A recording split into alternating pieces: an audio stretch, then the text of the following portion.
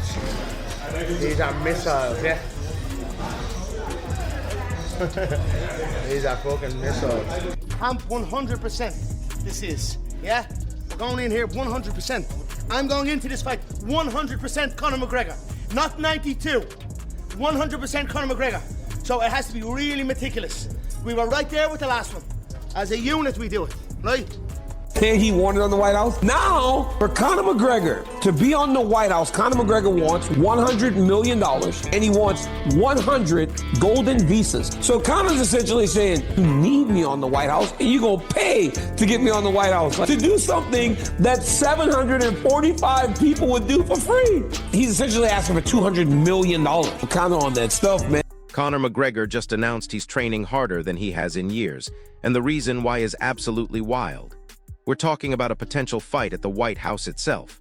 Not near it, not inspired by it, but literally at the most powerful address in America. And here's what nobody's telling you about what's really happening behind the scenes. This isn't just another comeback story. This is Conor trying to save his entire legacy, while the UFC plays chess with multiple opponents, and the politics involved are insane. This is Conor. Brother, Conor is too old, bro. He's finished. Salam alaikum. So let's break down what's actually going down. Conor's in the gym talking about being 100% prepared, not the 92% version we've seen in his recent fights. Think about that for a second. He's admitting he wasn't fully committed before. The guy who built his career on confidence and self-belief just told us he's been showing up incomplete. But here's where it gets interesting. Sources close to his camp are saying this White House opportunity lit a fire under him that money couldn't. We're talking about a venue that's never hosted combat sports ever. The historical significance, the global attention, the sheer audacity of it all. This isn't about a paycheck anymore. This is about cementing a legacy that goes beyond fighting. This is the biggest thing on social media now. Everyone's talking, that Chandler's out and Masvidal's in, and it's Conor and Masvidal. You know what's funny? So in my algorithm on Instagram, I have nothing MMA. Right? Literally nothing MMA pops Oh, up. mine politics. That's my. Yeah, mine's definitely. There's some politics, but yeah, I don't listen to any of the goofy. No. That goes no. Is that considered goofy? That's goofy shit. Yeah. The MMA world, I don't listen to any of that shit. So literally none of. But hold up, because Dana White just threw cold water on the biggest rumor circulating. Everyone's talking about Conor versus Jorge Masvidal at the White House, and Dana's acting like he's never even heard of it. Here's his exact words. He's entirely unaware of the speculation and doesn't take social media rumors seriously. Now listen, when has Dana White ever been completely out of the loop on a potential Conor McGregor fight? Never. So either he's lying through his teeth to build suspense, or there's something way bigger happening that he can't talk about yet. Because let me tell you something, the UFC doesn't partner with the White House for months of planning just to have their president play dumb about potential matchups. My team, they put together, we come up with a whole plan for production, how it's going to work. My head of production, Craig Borsari, has been working with the White House, for a couple months now, and they build this video rendering of like every tree that's on the property and all this stuff. It's exactly the way it is. We can literally the sun, how the sun will hit the seats at certain times, what it'll look like when it's dark. Crazy. This is going to be so badass. Yeah. It is. And it's a one of one in our lifetime to be able to do something. And get this, the level of preparation for this White House event is absolutely unprecedented. Dana revealed they've been working directly with White House officials for months, developing incredibly precise visual images of the entire property.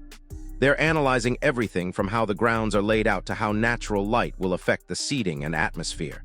Think about what that means. They're not just throwing together some exhibition.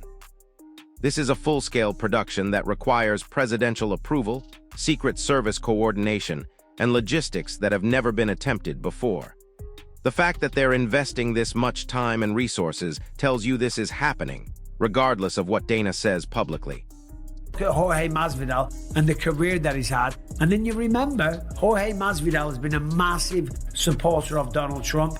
He has also appeared publicly at Donald Trump's rallies. So definitely graces of the Trump family, right? And they're the kind of people that they're going to want at the White House. Conor McGregor versus Jorge Masvidal. That'll be a sensational matchup. Michael Chandler, of course, losing to Paddy Pimblett the way that he did. And then, of course, when you look at the majority of fights that he's lost, okay, it doesn't really put him in too good of a standing. Now here's where Michael Bisping drops some serious insight that changes everything. He's highlighting how Jorge Masvidal has been present at gatherings within the Trump orbit, establishing him as the clear candidate for a White House function. But here's what's wild about this whole situation. Bisping believes a McGregor versus Masvidal fight would be thrilling and newsworthy, but he's missing the bigger picture. This isn't just about finding Conor a winnable fight. This is about creating a spectacle that transcends sports and becomes a cultural moment. And when you look at Masvidal's political connections versus his fighting credentials, you start to realize this might be more about optics than competition. The yes men, if you get rid of all the distractions and you get in the gym, it's not unthinkable to think that Conor McGregor could get just some... But wait, it gets even more complicated. Chael Sonnen just dropped inside information that the original plan had McGregor facing Justin Gaethje, not Masvidal. And this wasn't speculation. Sonnen stressed this was legitimate intel, but here's the kicker. McGregor has zero interest in cutting to 155 pounds. We're not just talking about the physical challenge of making weight. Sonnen emphasized there are factors beyond just the number on the scale. Conor's persona, his status as a former champion, his entire brand is built on not compromising. And cutting to lightweight, that's a compromise he's not willing to make, even for a White House fight. Eddie Alvarez, the one-punch knockout over Jose Aldo, right? The rise through the UFC. It was like nothing the sport had ever seen before. And then, of course, combined with the brashness and the trash talk and all the rest of it, and the swagger and the confidence that he had, and the humor and the one-liners, you put it all together, the man became the biggest star that the sport's ever seen. 4 years away, I think it is, or 5 years, whatever it is, it's been a long time, and he broke his leg, but he's back training, he's back in the gym, and I tell you what, right, me and McGregor, we've gone head to head. We've talked a bit of shit over the years, but you can't deny the talent the man had. And if he locks in and he's disciplined, you can get almost back to... Here's where the politics get absolutely insane. The UFC keeps pushing the Gaethje concept even though McGregor has made it clear any bout at 155 is ruled out. So why would they keep promoting something that's never going to happen? Simple. They're using it as leverage. Every time Conor's team gets difficult about terms or opponents, the UFC can point to Gaethje and say, well, if you won't take this incredible opportunity, maybe you're not as committed as you claim. It's psychological warfare disguised as matchmaking, and it's working because it's keeping Conor in training mode while they figure out what's actually going to happen. Because we've seen on the internet, you versus McGregor. Dana White stated that he's no longer interested in McGregor versus Chandler. So then all of a sudden this report comes out, and I'm wondering, does it have legs? Does it have traction? Is it a possibility? You never know, right? Shit, give them what they want, not what they expect. I could say some big news. I'll have some fight news coming soon, and it's very big news. And I can't deny or confirm what you just said, you know? Yeah. You just gotta let the tips fall where they may, but definitely some big news headed towards. Now listen to this part because it gets even wilder. Firas Zahabi weighed in on the potential McGregor versus Gaethje matchup, and his analysis reveals something crucial that everyone's missing. He acknowledged McGregor's former excellence but pointed out that both fighters are similarly aged. That's code for saying they're both past their prime. But here's what he said that really matters. He quipped about maintaining decorum for the White House venue. Think about that. We're talking about a fight location that requires fighters to literally behave differently because of where they are. How do you sell a violent combat sport in the most dignified building in America? You're talking about everybody else but me, because you know that I'm snipe his ass quick. That little lucky left shit he does ain't gonna work with me, a premium striker, brother. I'm gonna see that shit a mile away and slap him in the face. You know, so I don't think Chris Brandon ever would have been good. I'm gonna beat the fucking dog shit out of him, straight up stand-up style. Are you surprised? None of that grappling. I'm just gonna get in your face, knee your ribs, elbow your fucking face. It's gonna be a fight, man. Are you surprised, Jorge, that he's moving on, Dana White is, from the Chandler fight? Because it's been like 2.5 years in the making. They were supposed to fight 2 summers ago. Like, are you surprised that he was that dismissive of it in that interview? I mean, Chandler's a big name in the sport. He's a huge name and stuff. So I don't know. I don't know how close it was to begin with to being on the White House card. If that was all speculation from the start, or at one point the UFC did want that fight. I don't know all these things. You know, it's just I know that they have a very in-depth team. That they have a guy that counts comments when somebody gets a picture. They have another guy that's looking at just the algorithm. They're having an in-depth team of who's going to make the biggest noise possible. And I'm sure they're running through that team and they're going to decide, you know. If you ask me, obviously it should be me. And here's the reality check nobody wants to face. Ali Abdelaziz noted that while Conor holds more titles, a bout with Geith should have occurred much earlier. He called it a legendary showdown, but admitted understanding why McGregor might have avoided it given the stakes. That's the real story here. Conor's been cherry-picking opponents for years, and now he's backed into a corner where his only path to relevance is taking a fight. He's been dodging at a venue that guarantees global attention regardless of the outcome. It's brilliant and terrifying at the same time. To share inside information with you, but the plan, right? Everything's a little loose, but the plan, the operating plan was that Conor McGregor at the White House would fight Justin Gaethje. So it was also a belief. One thing Conor does not want to do, and again, this is not speculation. I'm protecting my source, but telling you, giving you some real information here, accurate. One thing Conor does not want to do is go down to 155 pounds. And he doesn't want to do it for a number of reasons, and none of which bigger than just going, why? What for? Like, that's not what this is about. It doesn't matter what this weight class is. Okay. And I'm very confident in telling you that Conor will not. But here's where it gets absolutely wild. Michael Chandler isn't letting Dana's public dismissals destroy his hopes of finally getting his Conor fight. He's been waiting for this opportunity longer than anyone, and he's making it clear that McGregor appears most logical to him as an opponent. Chandler's not just talking about wanting the fight anymore. He's positioning himself as the backup plan when all these other negotiations fall apart. And honestly, he might be the smartest guy in this whole situation because while everyone else is playing politics, he's staying ready for when the smoke clears. Right now, Gaethje McGregor is still on the table. And I think that should be pulled. I do not believe that Conor should walk into a title fight, but moreover, I will tell you, and Conor will too, he's not going to 155. Now, the promotion does not yet have that through their head. That they are still pushing for Conor and 155. This is all extremely accurate information. So I think there's a lot of options for McGregor. I really think that if it's not him versus Chandler, it should be. We really should look at that. We fans were promised a certain fight. We fans have been pretty damn patient. And I don't know that side was considered. And I think that when that side does get considered, that it's going to lead. Here's the kicker that nobody's talking about. Nick Diaz isn't sold on a McGregor versus Chandler matchup, calling it meaningless for the lightweight division since it would happen at 170. He's focusing on the fact that fans deserve more impactful contests with genuine importance and drama. But he's missing the point entirely. This White House fight isn't about divisional rankings or title implications. It's about creating a moment that transcends the sport itself. And there's one more wild card that just entered the conversation. Grudge match, June 14, America's 250th birthday, Justin Gaethje versus Conor McGregor.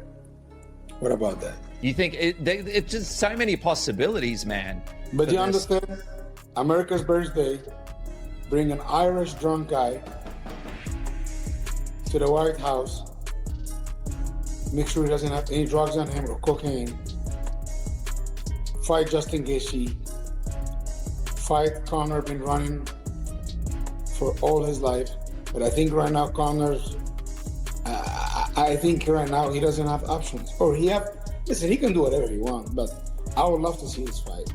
And I think, listen, I might not like Conor, but I think Conor was at one point he was a really, really good fighter, and I cannot take this away from him, you know? but I believe is level to this. Arman Tsarukyan just made the boldest statement of this entire saga. He's seeking solely the main title or Conor McGregor, stating plainly he will not enter the cage unless it's for a championship or if McGregor is on the opposing side. He boldly dubbed himself Conor's nightmare, insisting the UFC would never book the fight because they know how dangerous he would be for their biggest star. That's not just confidence. That's a fighter calling out the entire promotional machine for protecting their golden goose. Have more championship belts than Gaethje. I honestly, this fight should have happened a long time ago. Be honest with you, but it never happened. But it is what it is, you know. Can you imagine? You think what's a bigger fight than Conor McGregor versus Justin Gaethje? Dude, that would be an amazing fight. And I know you said a number of times it almost came together. I want to come together because I don't think Conor, he would think Conor, you know, should want to fight with him. He has too much to lose, but having fun. If this is what he wants, that's the fight I'll fight, me personally. So here's what's really happening behind all the smoke and mirrors. Conor's training harder than he has in years because he knows this might be his last chance to create a legacy-defining moment. The UFC is juggling multiple potential opponents while navigating the unprecedented logistics of a White House fight. Dana's playing dumb publicly while working overtime privately to make the impossible happen. And every potential opponent is positioning themselves for what could be the most watched combat sports event in history. The question isn't whether this White House fight happens. The question is who's going to be standing across from Conor when it does, and whether he's truly prepared for what comes next. Drop your predictions in the comments about who you think gets this once-in-a-lifetime opportunity. If this breakdown helped you understand the real politics behind the scenes, smash that like button, subscribe for more inside analysis, and hit the notification bell because this story is just getting started. I'll see you in the next one. Dana says it's not Conor, so we'll see who it is. Do you have a preference if it's not Conor? Obviously, I know you want to fight Conor, but I mean, yeah, obviously that's the fight. That's the fight to me that makes the most sense when it comes to Occam's razor. Like the most obvious choice should be the choice. The most obvious solution should be the solution. We've already got the build-up. We've already got the backdrop. We've already got the animosity. We've already got the footage.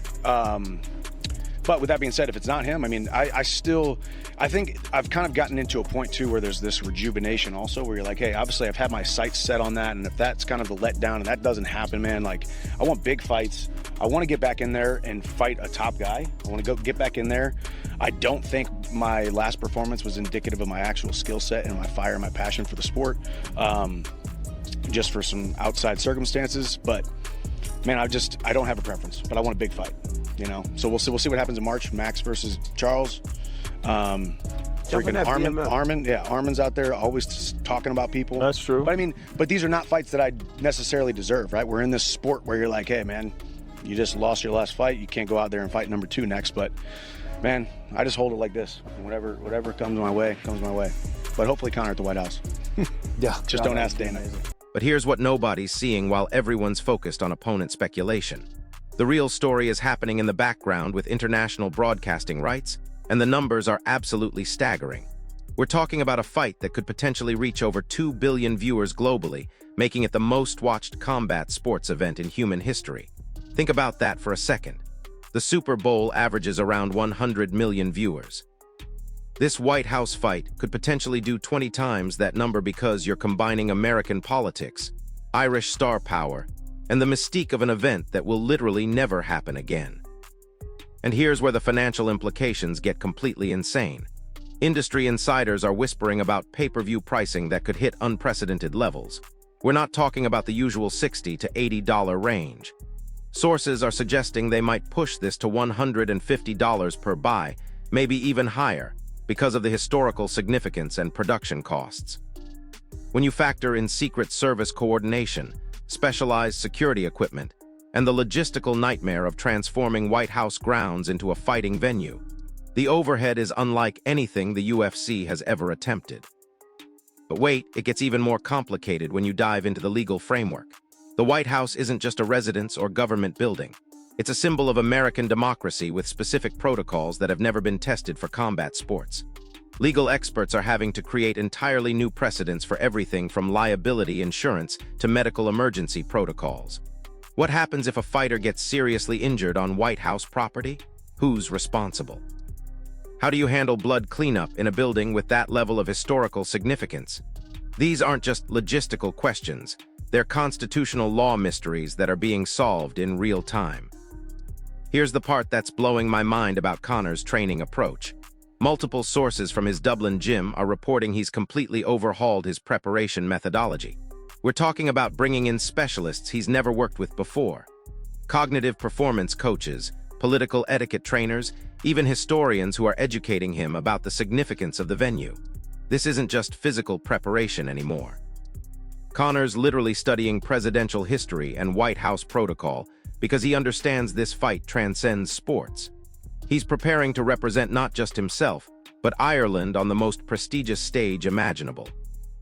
And get this, the ripple effects are already changing how other fighters approach their careers. Agents across the sport are now pitching their clients differently, emphasizing political connections and crossover appeal instead of just fighting credentials. The entire landscape of combat sports marketing is shifting because one potential event proved that venue and spectacle can matter more than rankings or records.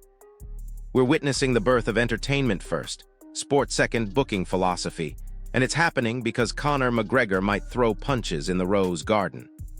But here's where the international politics get absolutely wild. Irish government officials have been quietly coordinating with American counterparts about diplomatic protocol for this event. We're talking about potential state dinner elements, cultural exchange ceremonies, and diplomatic meetings that could happen around the fight itself. This isn't just Conor representing himself anymore.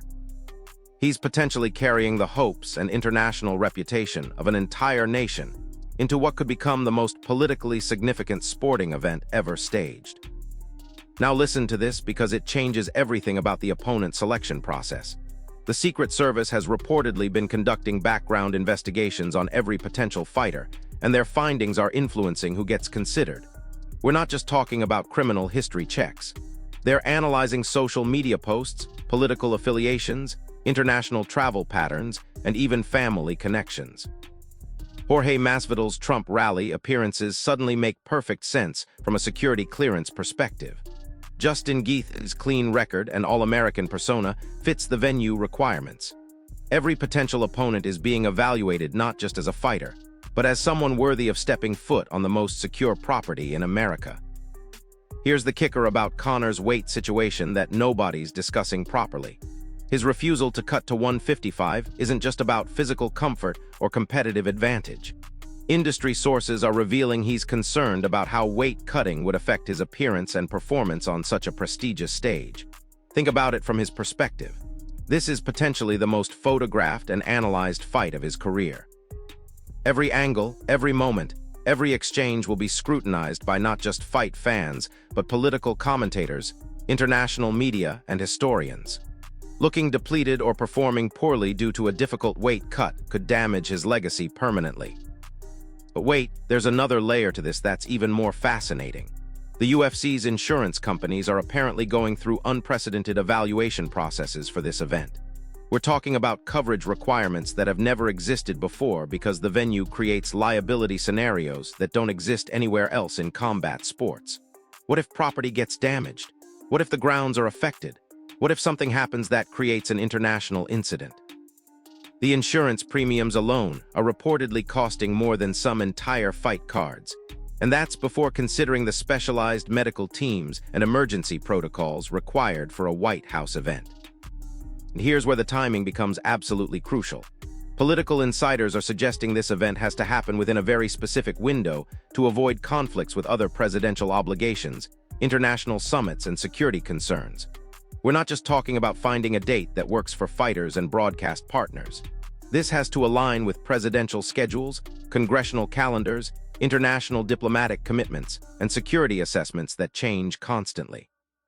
The complexity of scheduling makes regular fight booking look like child's play. Here's what's really interesting about how other fighters are positioning themselves now. Instead of just calling out Conor on social media or in interviews, they're starting to emphasize their own political connections and venue-appropriate credentials. Fighters are suddenly mentioning military service, charitable work, and patriotic themes in their promotional material because they understand this opportunity requires more than just fighting ability. The entire sport is adapting to the possibility that venue prestige might become as important as competitive rankings. But here's the psychological element that's absolutely fascinating. Conor's team is reportedly working with sports psychologists who specialize in high-pressure, high-visibility performance scenarios. We're talking about preparation techniques used by Olympic athletes, presidential debate coaches, and performers who have to excel under unprecedented scrutiny. The mental game for a White House fight isn't just about opponent strategy or fight preparation. It's about maintaining composure and peak performance while potentially hundreds of millions of people watch your every move in the most pressure-packed venue imaginable. And get this, the broadcast production requirements are creating technological challenges that have never been solved before. The White House grounds have communication restrictions, security protocols, and equipment limitations that don't exist at regular venues. Broadcast engineers are having to develop new camera systems, audio setups, and transmission methods that comply with presidential security requirements while still delivering the visual spectacle fans expect. We're talking about innovation that could change how major events are produced going forward. Here's where the cultural impact gets really wild. This fight could potentially influence how combat sports are perceived by mainstream society and government institutions worldwide. If successful, we might see other countries attempting similar prestige venue events. Imagine fights at Buckingham Palace, the Kremlin, or other seats of power around the world. Conor isn't just potentially fighting at the White House. He's potentially opening the door for combat sports to become integrated with governmental and cultural institutions in ways that seemed impossible before.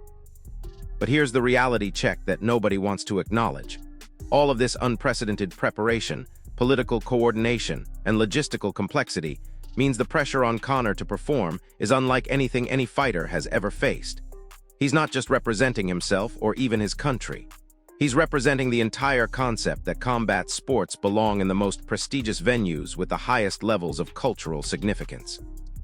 If this event fails, if the fight is boring, if something goes wrong, it could set back the sport's mainstream acceptance by decades. That's the weight he's carrying into every training session, and it explains why he's approaching this differently than any fight in his career.